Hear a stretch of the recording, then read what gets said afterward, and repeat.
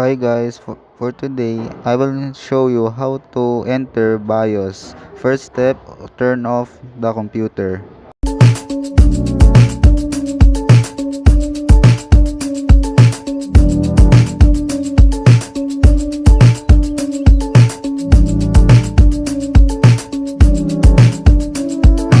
Ngayon, while nag-o-open siya, i-press mo po ang F2, spam ng F2 lang.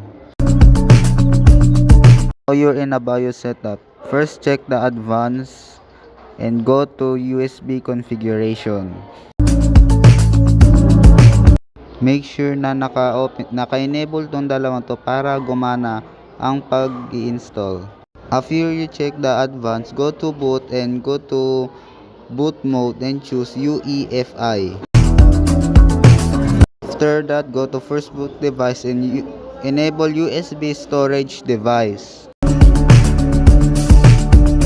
After that, go to second boot and choose Windows Boot Manager.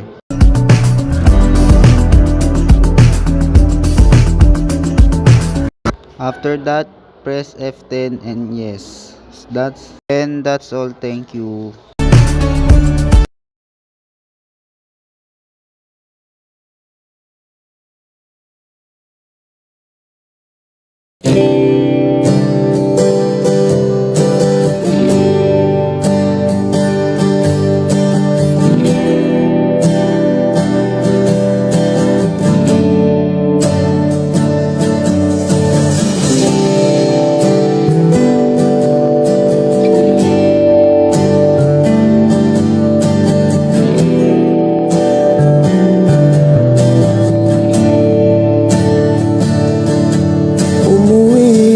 Tila bang lahat nagbago na?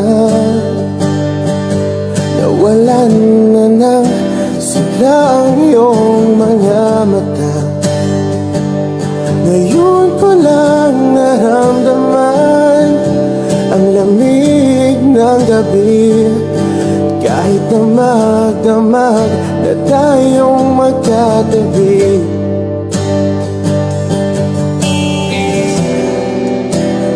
Bakit ka nag-iba?